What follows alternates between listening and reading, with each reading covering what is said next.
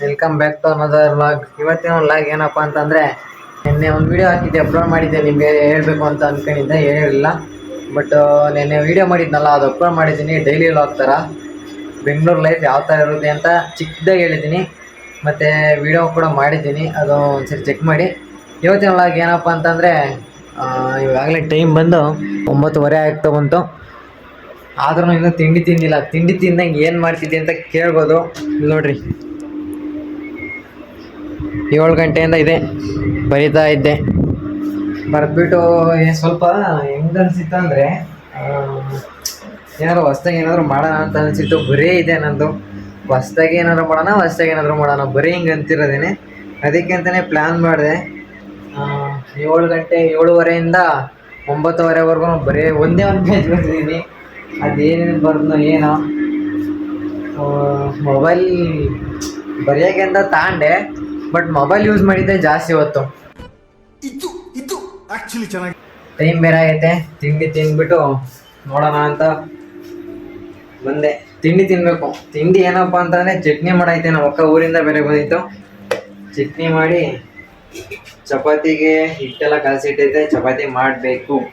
ಬನ್ನಿ, ಚಪಾತಿ ಮಾಡೋದು ಯಾವ ಥರ ಅಂತ ಒಂದ್ಸರಿ ನಿಮ್ಗೆ ಹೇಳ್ತೀನಿ, ನೋಡಿಸ್ತೀನಿ ಯಾವ ಥರ ಮಾಡೋದು ಅಂತ. ಒಬ್ರೊಬ್ಬಕ್ಕೆ ನಾವು ಅಡುಗೆ ಮಾಡ್ತಾ ಇರ್ತೀವಿ. ಅಡುಗೆ ಮಾಡೋದೊಂದು ವೀಡಿಯೋ ಹಾಕ್ತೀನಿ, ನೋಡಿರಿ ಯಾವ ಥರ ಅಂತ.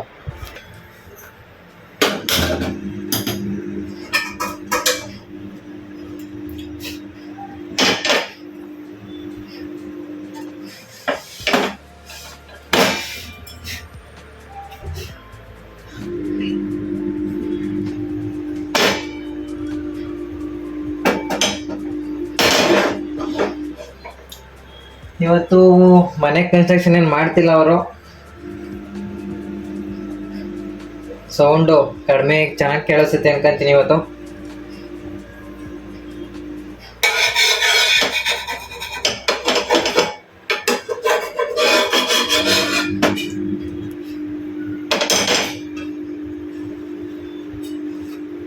ಫಸ್ಟ್ ಇದೆಲ್ಲ ಕ್ಲೀನ್ ಮಾಡ್ಕೊಬೇಕಿತ್ತರ ಇರೋದು. ಸ್ವಲ್ಪ ಹೊತ್ತು ಒಂದು 2 ನಿಮಿಷ ಕಾಯಿಲೆ ಅದು. ಆಮೇಲೆ ಚಪಾತಿನ ಏನು ಚಪಾತಿ ಅನಿಸುತ್ತೆ, ಅಲ್ಲ ರೊಟ್ಟಿ.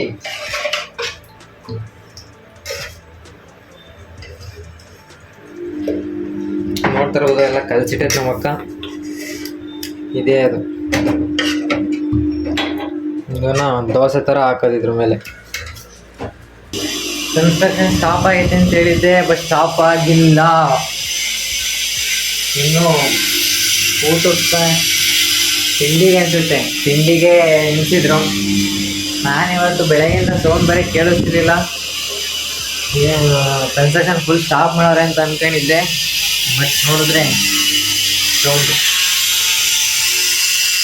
ಜಾಸ್ತಿ. ಇವತ್ತು ಮಾತಾಡೋದು ಬೇಡ, ಹೆಂಗೆ ಕಾಯ್ದೈತೆ. ದೋಸೆ ಹಾಕೊಂಡು ಬನ್ನಿ. ಎಣ್ಣೆ ಹಾಕೋಣ ಫಸ್ಟು.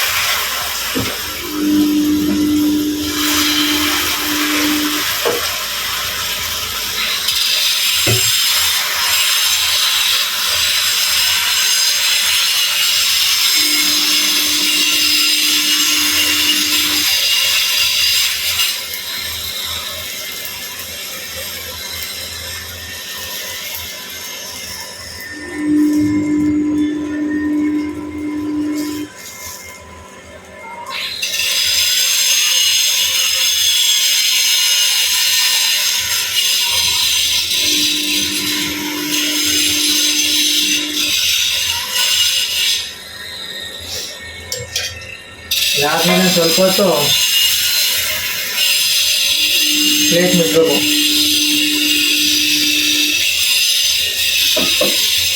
ಈ ಥರ ಪ್ಲೇಟ್ ಮುಚ್ಚಿದ್ರೆ ಸ್ಟ್ರೀಮ್ ಇರುತ್ತಲ್ಲ, ಸ್ಟ್ರೀಮಲ್ಲೇ ಸ್ವಲ್ಪ ಮೇಲೆಲ್ಲ ಇರ್ತದಲ್ಲ, ಅದೆಲ್ಲ ಬೇಯ್ದೈತೆ ಚೆನ್ನಾಗಿ. ಅದಕ್ಕೆ ಅಂತ ಈ ಥರ ಇಡೋದು.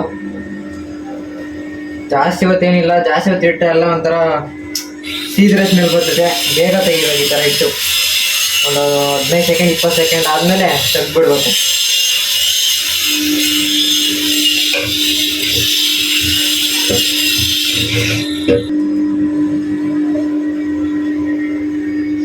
ಇಷ್ಟೇ, ಜಾಸ್ತಿ ಹೊತ್ತು ಬಿಡೋಂಗಿಲ್ಲ. ಈ ಥರ ಆದಮೇಲೆ ತಿರುವಾಕಟ್ಟು ನೆಕ್ಸ್ಟ್ ಇದನ್ನು.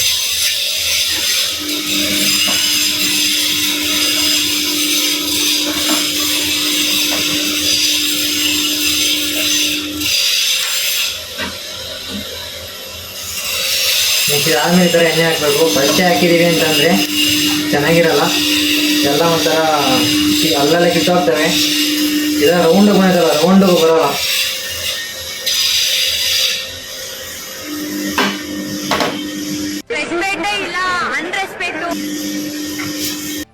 ಅಣ್ಣ ನಮ್ಮನ್ನು ಹೊಡಿಬೇಡಿ ಅಣ್ಣ, ಬಿಟ್ಬಿಡಿ ಅಣ್ಣ.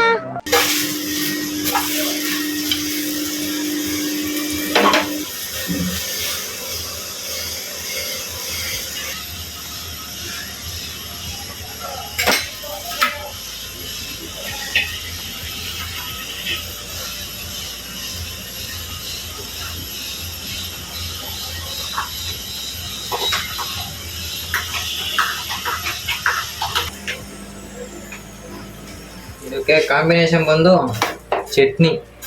ಇನ್ನೊಂದು ಸ್ವಲ್ಪ ಬೇಯಲಿ.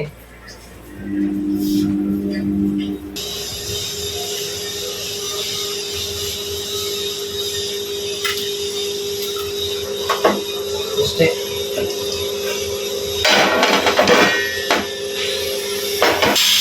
ಚೆನ್ನಾಗೈತೆ.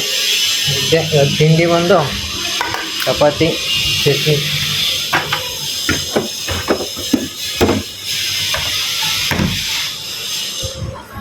ಬನ್ನಿ ತಿನ್ನೋಣ ಯಾವ ಥರ ಐತೆ ಅಂತ. ನಿಮ್ಮ ಮನೇಲಿ ರೊಟ್ಟಿ ಯಾವ ಥರ ಮಾಡಿದ್ರೆ ಅಂತ ಕಮೆಂಟ್ ಮಾಡಿ ಗಾಯ್ಸ್. ನೆಕ್ಸ್ಟ್ ವಿಡಿಯೋದಲ್ಲಿ ಸಿಗ್ತೀನಿ. ಎಲ್ಲವೂ ನೋಡ್ತಾ ಇರಿ Dhanu word. Thank you for watching guys.